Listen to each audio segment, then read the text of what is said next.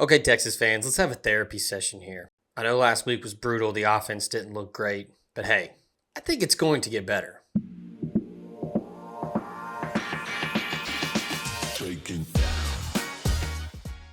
I know a lot has been made about Arch Manning, the inconsistencies, the errant throws, the interceptions, the just overall lack of just a good performance.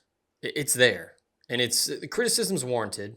And like I said on the last video, Arch has admitted that he deserves the criticism. And to be honest, it's probably a weird thing for him.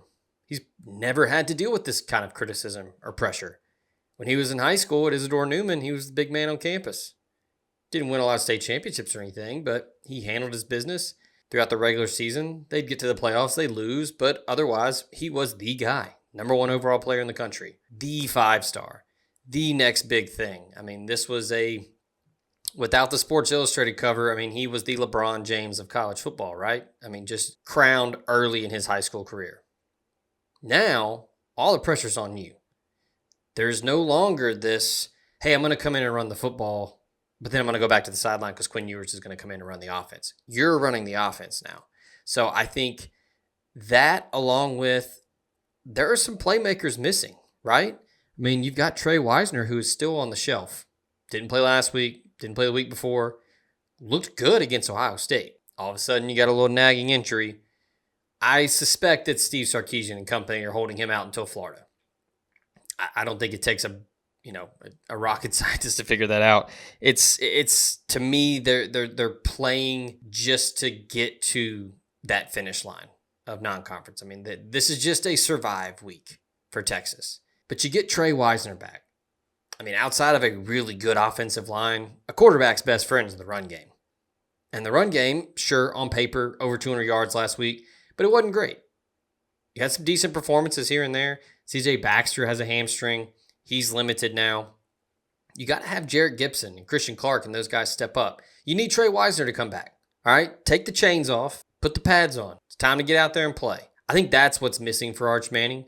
Aside from the obvious, he just needs to quit pressing. I mean, the guy's just trying to do so much, and he's admitted it. I know Sark's hinted at it a little bit too. Just needs to just relax and play. But yeah, I mean, Ryan Wingo, slow start, hasn't really looked great. Jack Indries, he's flashed here and there, but really hasn't done much. That was a big piece of the Texas offense last year with Gunnar Helm. You need Jack Indries to be a weapon. You need him to be a security blanket for Arch Manning on third down. Ryan Wingo, again, hey, I'm passing you the buck, bud. You got to step up, okay? DeAndre Moore, same thing. Parker Livingston's done some big things these last couple weeks. He stepped up. You need these other guys to step up. I think the offensive line's played great thus far after replacing 4 starters, all things considered. Really good. Brandon Baker was outstanding last week. Nobody could get by him. Just a mammoth of a human. I think the offensive line is going to continue to gel and get better each week. And I think that that's going to continue to trend that way with Arch as well. And I know it hasn't looked great, but I think people need to remind themselves this is a first-year starter.